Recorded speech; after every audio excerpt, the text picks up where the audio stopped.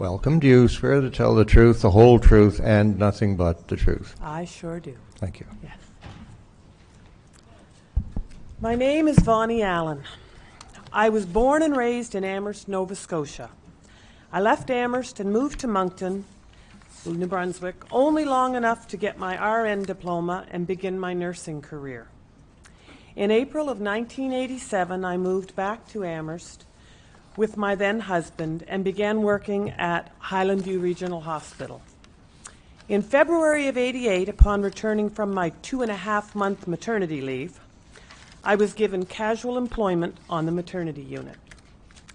Little did I know that maternity is where I was meant to be, and that I would develop a passion for it that would last almost 34 years, until I was unceremoniously put on unpaid leave on December the 1st, 2021, for standing up for my rights and declining to take an experimental medication.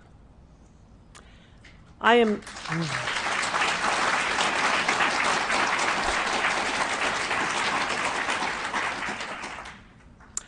the proud mother of 4 adult children and the blessed nanny of 3 little boys. Only one of my children has been awake and supportive of me throughout this 3-year ordeal. Unfortunately, the oldest 3 have believed the mainstream media and the government and have been made unreasonably fearful, like so many others. 2 of them have forbidden me to speak of anything related to COVID and the mandates. I have been muzzled and disallowed to talk of the impacts that the COVID mandates have had on my life. The loss of my career, the loss of my income, the loss of respect from much of my community, the refusal of EI to give back any of what I paid in for over 35 years, the 7 months I lived with no income except what I could borrow from friends and family, and an RRSP I was forced to cash in, the inability to step foot in my local bowling alley for 5 months, a place I called my second home for over 40 years, and the denial of entrance to my own local hospital when my youngest daughter had a grand mal seizure last year and had to be rushed in by ambulance. She didn't know her own name. She couldn't speak. She was totally incapable of advocating for herself. She was terrified. And I, her mother, a formerly respected veteran nurse of that very hospital, a hero just 2 years earlier, was not allowed past the front door because I was not vaccinated with an unproven experimental drug. I was married to my children's father for 29 years, spent 36.5 years with him total. He was emotionally abusive, an angry man, and he worked when he felt like it. So for all but 2 years of our marriage, I was the major breadwinner. For 2 years, he worked up north in Baker Lake, Nunavut, and made great money. But then he quit and felt that because he had missed so much while he'd spent many months away, he was entitled to a year off. So the bills piled up. I tell you this because for my entire marriage, I lived paycheck to paycheck, robbing Peter to pay Paul. Which credit card should I put money toward this pay?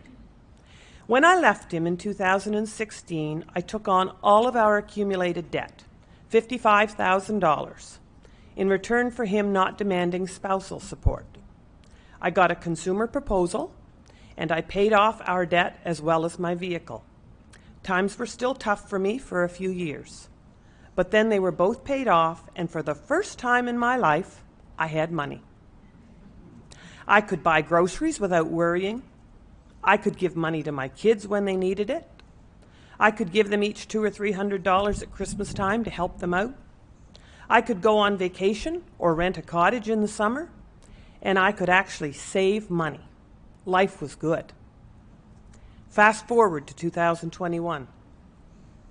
I started to hear grumblings that I might lose my job if I didn't comply with the vaccine mandate. My unit was so short-staffed that overtime was readily available. So I started picking up overtime shifts in an effort to build a nest egg just in case I should lose my job. But I didn't really believe that was going to happen. Surely to goodness, during the worst nursing shortage in history, someone would come to their senses, and the most senior, most knowledgeable, most experienced nurse in the obstetrical department would not be put off work. But that is exactly what happened. I went to work on December the 1st and was told by Director of Health Services Lisa Lynch that I had to leave. And being denied EI, my little nest egg didn't last long. My employer told EI that I left voluntarily with no just cause. It didn't seem too voluntary to me. In March of 2022, I was forced to put in for retirement, and I'd had no intention of retiring in the immediate future. I loved my job. I didn't receive a check until June. Fortunately for me, they backdated my retirement to December the 1st. Unfortunately, my ex-husband got 45% of my pension. So once again, after paying back all the people I owed, I was soon back to living paycheck to paycheck, and through no fault of my own. I had done nothing wrong. In 35 years, I had never been disciplined or reprimanded. I had only stood up for my rights, and not in a hateful, malicious way. I had simply declined to put into my body what I felt was not a safe or necessary chemical. And anyone who really knows me knows that I have avoided chemicals as much as possible for many years.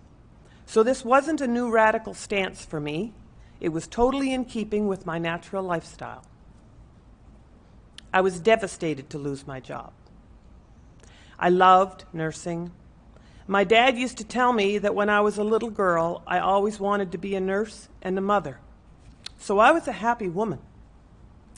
Caring for obstetrical patients in labor and delivery, teaching breastfeeding to countless women, caring for them postpartum was my passion, and I was damned good at it. Just ask the women of Cumberland County and surrounding areas who have delivered a child in Amherst since February of 1988, and they will confirm that. To this day, I meet women of all ages in all settings who tell me that I was there when they had their child and that they have never forgotten me. Obstetrical nurses have a huge impact on women's lives, as well as their families' lives. And I was very fortunate because our unit looked after off-service patients and pediatric patients as well. Heart attack patients from ICU awaiting cardiac catheterizations, surgical patients, medical patients, gynecological patients, palliative patients. We got them all. And I was always thankful for that because it kept me learning and enabled me to keep my hand in all aspects of nursing to some degree. And it allowed me the privilege of caring for men and women of all ages.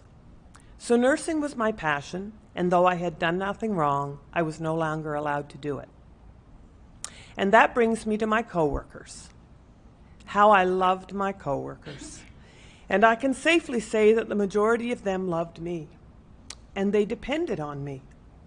They looked to me to answer their questions and show them how to do things.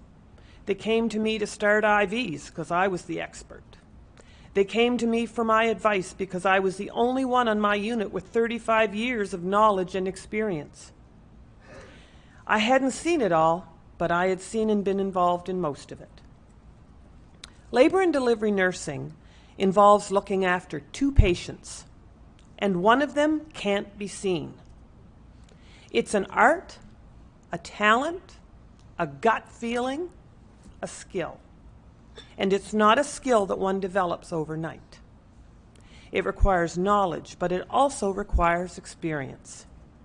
You can read about all the obstetrical emergencies in a book and take a course and ace the exam. But nothing can replace living through those emergencies firsthand and learning how to deal with them to come out on the other side with a live mother and a live baby who are both fully functional. And sometimes, regardless of what you do, you lose a baby.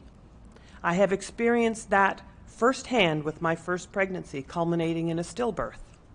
So I was always drawn to those mothers who suffered a similar loss. I felt I had something to share with them, and Lord knows that no one else was jumping up and down to look after them. In my almost 34 years in obstetrics, I had dealt with most obstetrical emergencies, both as a patient and as a nurse. So I was not just a valued and loved coworker. I was their mentor, their only mentor. The next person in line to me had about 5 years' experience.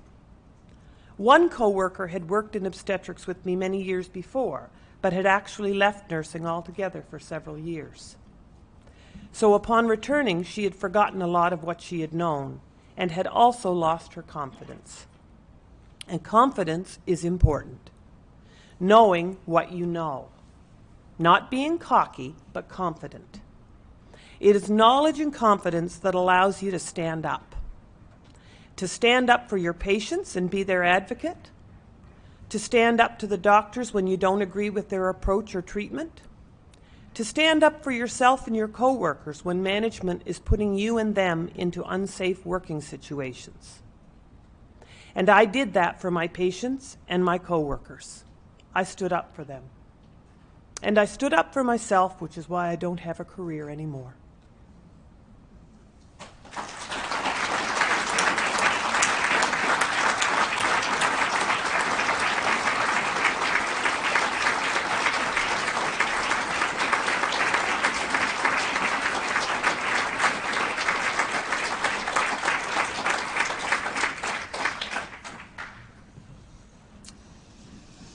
Thank you, Ms. Allen.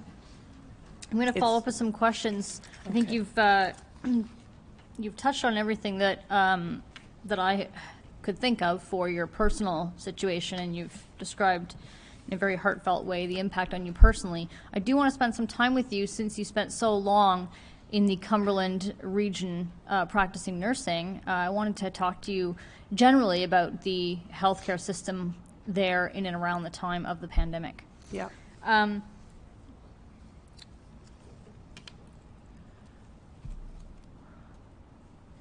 You use the phrase in your evidence, fully staffed. Yeah. And how infrequently the unit was fully staffed, and so there was lots of overtime available. What would a fully staffed unit look like?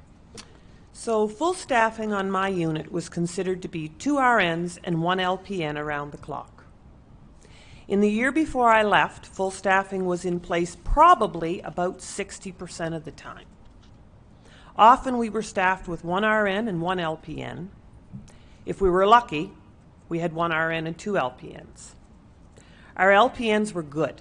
They were smart and capable, but their scope of limitations had limitations, their scope of practice.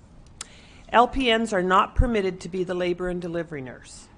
They could be the second nurse in the delivery room and look after the baby when it was born.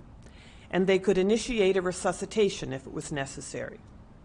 But if there was only 1 RN on, it meant that if there was a patient in labor, she had to be one-on-one with that patient. It meant she had no one to relieve her for breaks and no one to look after a second labor patient if one came in. That was a scary scenario, one that you were always hoping would never occur. And having only 1 RN put a lot of pressure on our LPNs. They were expected to look after the entire unit outside of the delivery room, plus come in to help the RN during the delivery.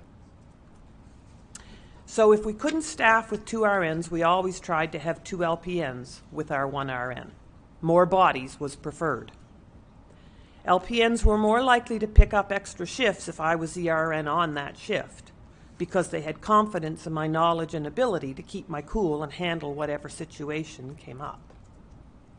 And when you were fully staffed, or at least had a full RN contingent, which would have been 2 of you on at once, Yeah. you've said that you were often acting as a mentor to the other RN who was Absolutely, yes. who was on. Yeah. And so when you weren't there, presumably one of those less experienced were the only ones on, if there was only one. Yeah, yes, yes. And they were put into terrifying situations. Mm-hmm. You know, and the thought of being 2 or 3 or 4 years experience, 5 years even, and not having anybody else for backup.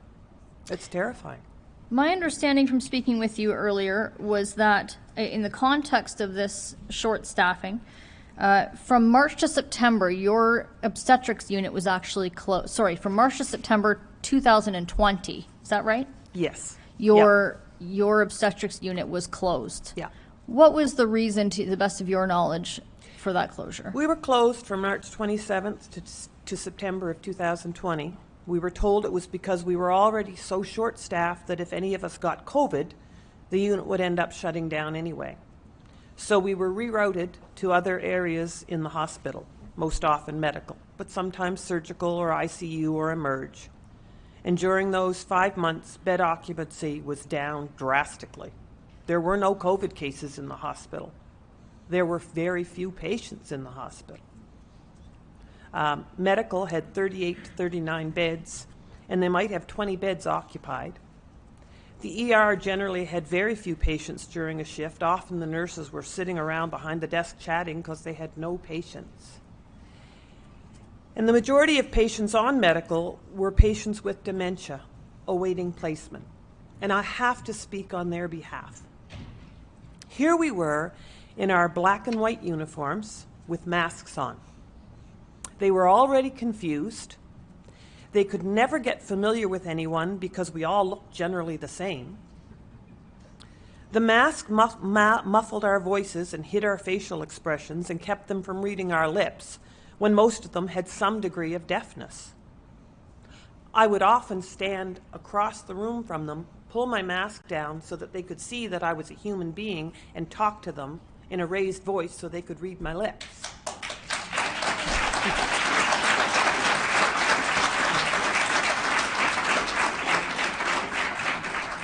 It was a horrible way to treat people. They weren't permitted any visitors, and they knew none of us. I saw some amazing nurses go out of their way to try to enable these patients to FaceTime with their families or talk with them on the phone, but most of the patients struggled to understand what was going on. Many of them died before they were ever placed in long-term care because the rules for getting into long-term care were ridiculous during COVID. If they became palliative, then they were permitted a family member, or sometimes two, but never at the same time. Imagine, it could be two people who lived together at home, but they weren't allowed to visit their dying mother at the same time. Often by the time they were palliative, they no longer recognized their own family members because they hadn't seen them for so long. The masks and the rules were a travesty to healthcare, and particularly to this segment of our society. And during all that time, we did plenty of testing, but we never had one case of COVID.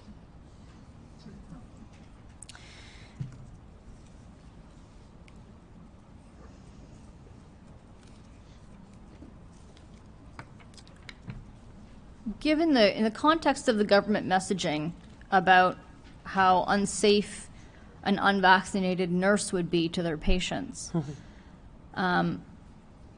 did you ever alert any of your patients to your status? Every one of them. How did you do that? Tell us about that. I would just bring it up in conversation. I was led to believe by the occasional person, not many. My nursing co-workers were very supportive of me, unlike a lot of people that I hear of. But on occasion, I would hear grumblings that patients didn't want to be looked after by nurses who weren't vaccinated. So I made a point of telling them all that I had not been vaccinated against COVID. Did you ever?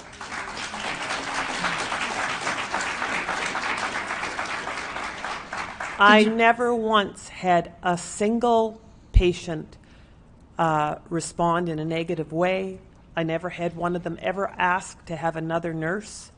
Now, at times, that would have been difficult because I would have been the only RN, but there was never a patient that ever made me feel uncomfortable or like they felt like they were being looked after somebody who had the plague.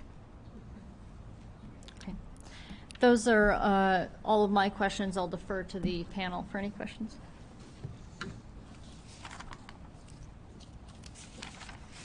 I have a couple of short questions. Okay.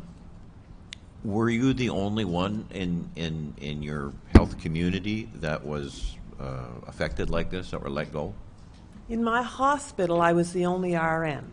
There were 2 LPNs on the medical floor who didn't take the vaccine and so lost their jobs.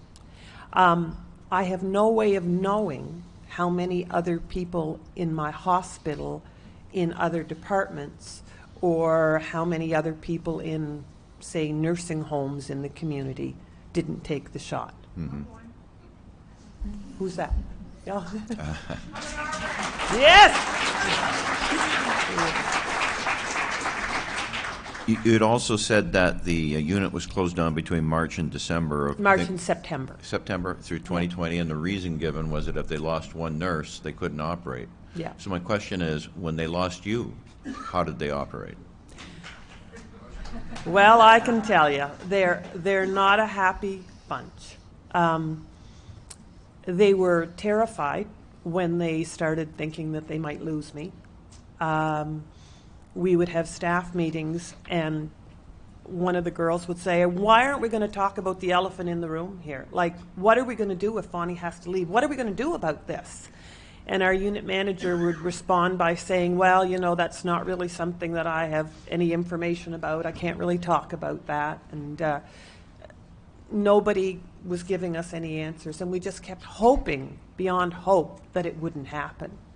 We had just started a new rotation recently, and we were having a difficult time filling the spaces in that rotation. As I said, overtime was readily available. So they were wondering, what are we going to do when we lose you too? You know, and not just another staff member, but the one with the most knowledge of anybody there, you know.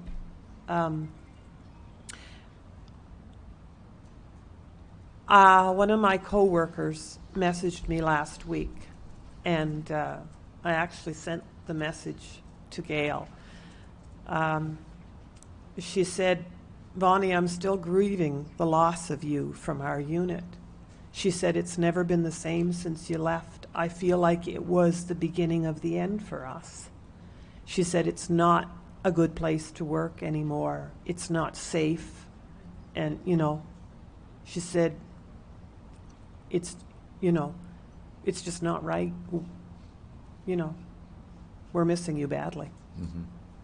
Did you receive any comments, support, or anything from the rest of the staff, the doctors? You talked about the LPNs, you talked about the nurses. I didn't hear you say the doctor word. Well, it's interesting. One of our obstetricians, I had a great deal of respect for her. She had a few more years experience in obstetrics than I did. And she and I often disagreed on a lot of points. But we respected each other enough to agree to disagree. But when it started getting down to the end, and I knew I was going to lose my job, she would approach me and say, Vonnie, what are you going to do? Like, why don't you take the vaccine? And I'd say, no, I'm not taking the vaccine. I'm not sure what I'm going to do, but I'm not taking the vaccine. And, well, aren't you worried? Well, yeah, I'm worried, you know. And then she sent me a message one day on Messenger and said, I've been hearing that you might not be able to get your pension. They might just pay it out in one lump sum. Like, I'm really worried about you. And she said, aren't you worried? And I responded and said, yeah, I am worried. But doesn't that seem a little bit Nazi to you? Take this experimental drug that has no proven effectiveness and no safety record, or you're going to lose your job, and you might lose your pension too.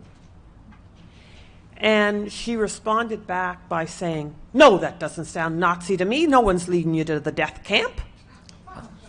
No one's taking you to the gas chambers.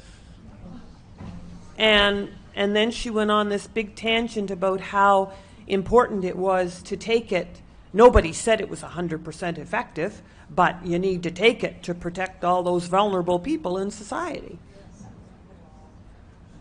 That's the last time I ever messaged with her. Thank you. And as far as the other doctors on the unit, they didn't really have much to say. One of them is my family doctor, and I've always admired him. But none of them stood up for me. basically. We had one doctor in the entire hospital who spoke out very, very candidly about the vaccines, about the lockdowns, the mandates, the masks. I don't know how he's still practicing. His Facebook page is covered on a daily basis with this stuff, and I'm thinking, how is he getting away with it? You know, he's still a doctor. He's the only one who spoke out against it. Yeah. There's one other thing I'd like to point out. When I left, I took with me a lot of knowledge and experience. And one of the areas that I can assure you is really suffering right now is breastfeeding. I never took the lactation consultant course. I started it when my children were very little, but I soon realized that my kids would only be little for so long, and it took up far too much time. One of my coworkers, a friend and a coworker for 28 years, she took the course. She went off sick in 2016 with cancer and never came back to work, and ultimately died in 2020. But even during her years at work, she was team lead, so she spent much of her time at meetings and rarely had direct patient contact. So I became known as the breastfeeding guru. I had breastfed my own 4 children and taken numerous courses over the years. And I had helped literally hundreds, if not thousands, of women breastfeed. As with maternity in general, I had a passion for it. The girls often called me the boob whisperer. They said, if Vonnie can't latch that baby, no one can. I spent a lot of time teaching women to breastfeed and latching their babies. And some babies won't latch. So I came up with plans to get their babies fed until we could latch them. I taught hand expression and pumping to mums as well as my co-workers.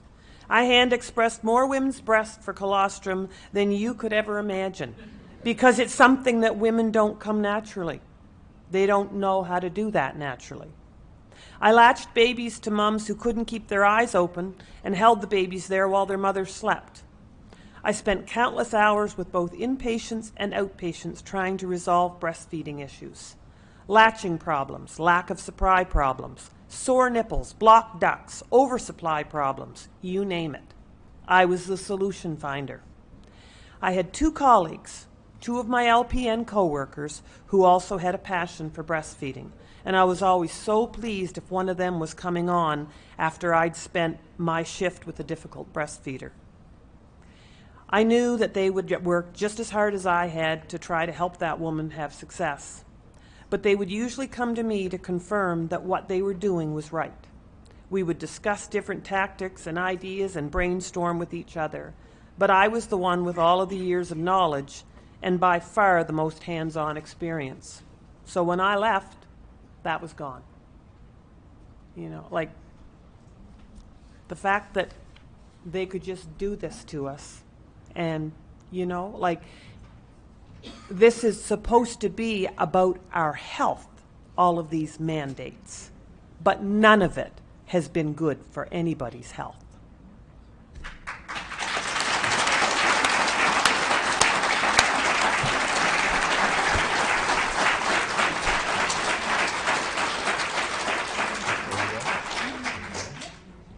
If you have no more questions, I have one final thing to say. Once upon a time, I was a respected member of my community. I was a respected aunt, mother, sister-in-law, and friend. Because of the stance I took, because I declined to take an experimental drug with no science to back it, I lost my job and my credibility.